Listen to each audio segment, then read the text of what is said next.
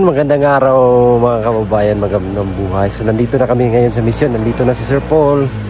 Ayan, at ngayong araw mga kababayan ang pagbabalik namin dito sa kay Krishna. So medyo malaylayo kasi yung kay Krishna din.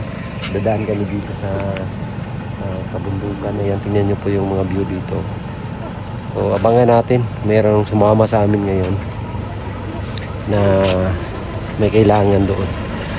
So masaya na naman ulit kasi iba kasi yung mapipil ko mga kababayan pag pupunta kami sa yung mga iba't ibang lugar, maghatid ng tulong. So yung naramdaman ko is magaan sa feeling, tapos masaya ako pag may mga natulungan kahit hindi man mismo ako yung tumulong. Basta yung team yung tumulong, yung pakiramdam ko po ay masaya. Kahit malayo yung puntahan namin, kahit gabi na kami makauwi, kahit maglakad ay napapawi. Alam niyo yun mga kababayan, yung napapawi yung pagod mo pag meron kang makita na tao na masaya, na tulungan, nabigyan ng pag-asa sa buhay. So ganun yung nararamdaman ko mga kababayan. Pag hindi kami magmimisyon, wala si Sir Paul, ang team hindi magsama-sama. So hindi yung parang kulang, ganun yung parang may kulang na sa pakiramdam kasi nasanay na ako mga kababayan na lagi silang kasama, lagi nga umakyat kami maghatid ng tulong, puntahan namin mga ganito. At saka mamimiss ko rin mga kababayan yung mga ganito kagandang mga tanawin, yung mga kabundukan. Napaka-presko ng hangin, mamimiss ko. Parang hinanap-hanap ko na sa araw-araw yung mga ganitong eksena, mga ganitong kaganapan.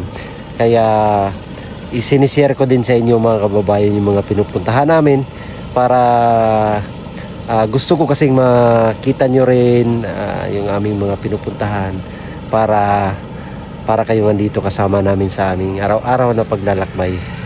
Kaya i-share natin sa inyo ang mga lugar na aming mga pinupunta.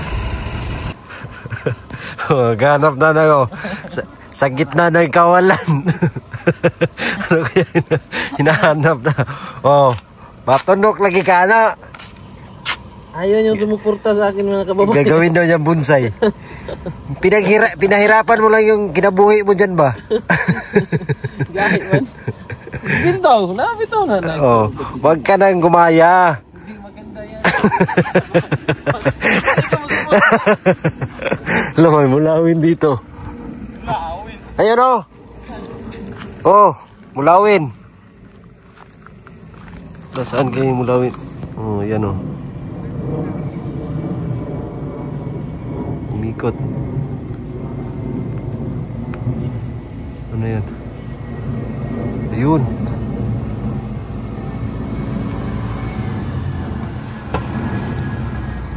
Lawin.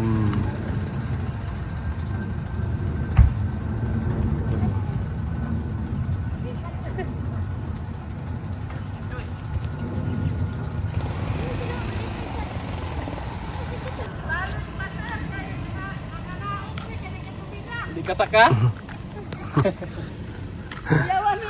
Palungan ni subida, dali-dali ni pangamba. Di nakakit yung ano nila. Umbak. Nandito na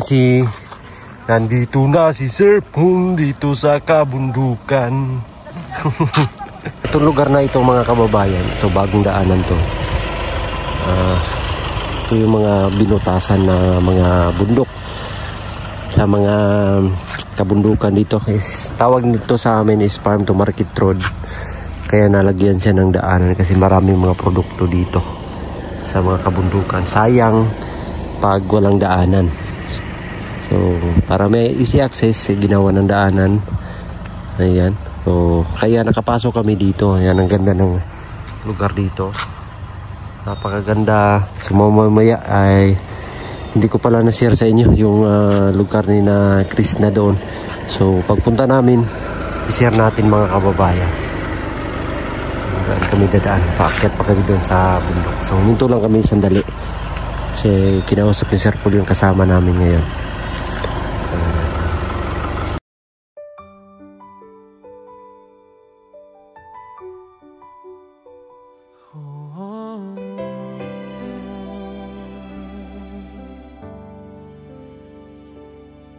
Si Peter Paul, simpleng tao lang,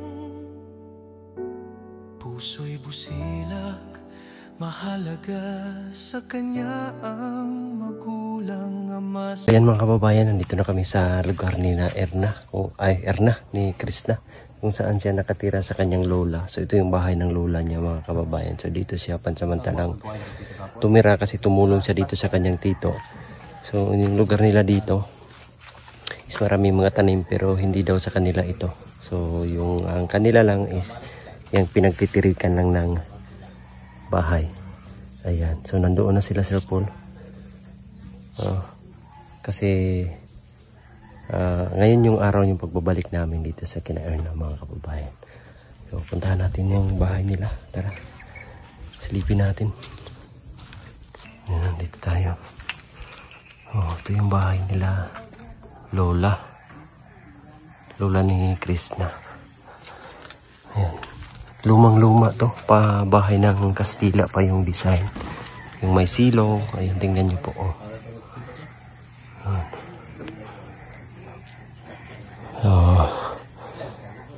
Bahay ng Kastila pa yung disenyo. So lumang-luma pa. Tingnan nyo mga kababayan. Pinatong pa sa bato. Kasi ang purpose niyan, para hindi siya masira ng lupa. Pag ilibing yan, masisira kasi yan mga kababayan. Aanayin, kaya kailangan ipatong sa bato. So hindi naman yan matadala ng bagyo at saka masisira ng lindol kasi kahoy. So hindi basta-basta kasi sagrado yung bahay mga kababayan. Kaya hindi siya basta-basta masisira yung pundasyon. Ayan yung bahay nila dito. Ayan bahay pa ng Kastila yung design. Ganito yung mga lumang bahay. Tapos maraming mga halaman dito sa labas. May mga halaman. Ang dami. Punong-puno ng halaman. Yan, laki ng ano.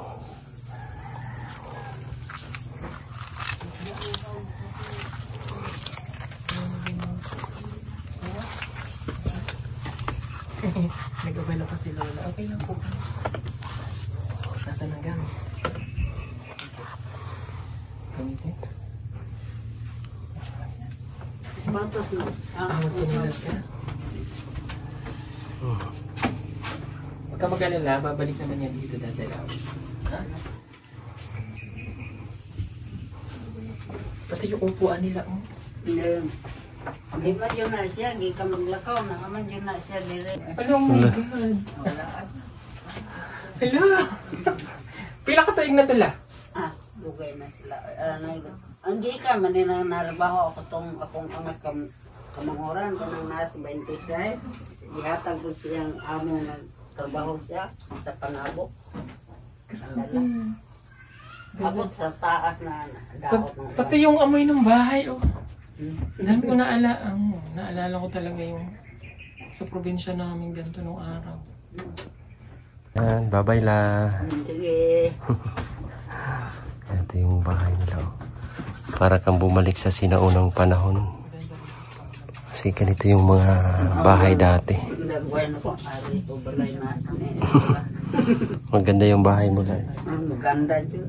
Maganda kasi ano siya, yung luma ba, makaluma. Bihira ka na makakita ng bahay na ganito ngayon.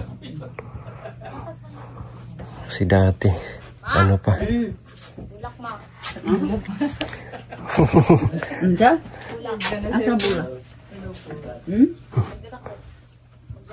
Ay, pagdala. Bala ka. Ayan o, yung kwarto. Nangarot-hurot akong bulak.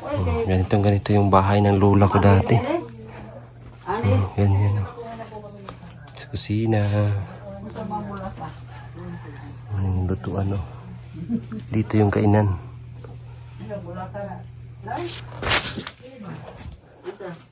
Para ka talagang bumalik sa unang panahon. So yan, grabe yung bahay mga kababayan. Bahay ng lula ni Krista ay talagang makaluma. Bihira na lang ako makakita ng ganung bahay. So sa tagal-tagal naming paglalakbay ng team kahit saan lugar. So ngayon lang ako ulit nakakita ng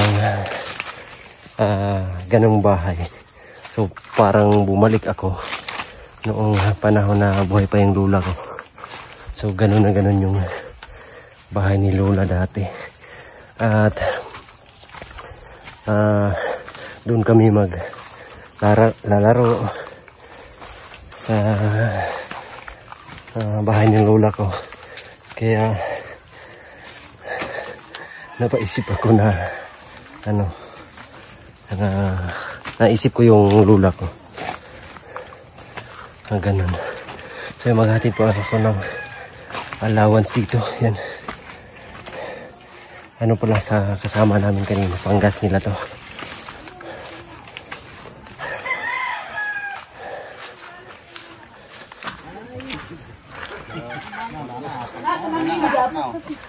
Ay, uli na tas. Ay, dire lang sa mo. Pag kuhan sa mo nila panggas nila. Una rami ah. Sige. Salamat. Salamat sa inyo. Panggas. Kamu ni bahala na. Thank you. Bye-bye. Oh. Kuyog na. Asa si Dudong? Manangin kasi mo ate. Wala ka na to.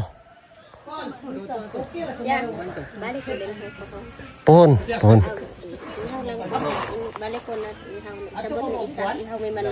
Oh. Oh na. Salamat. Oh, tara dong.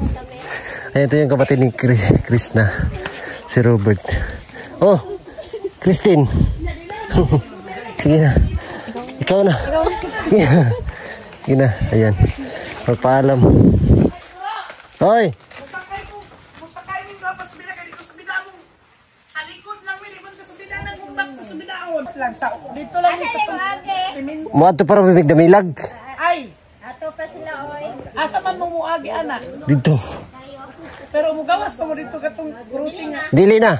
Ah, Pikas. malabog pa rin sila. Ah, hinay-hinay. Okay ra. Sige. Una rami. Sige mo, salamat. Pagtabi sa mo dia. Salamat po kayo.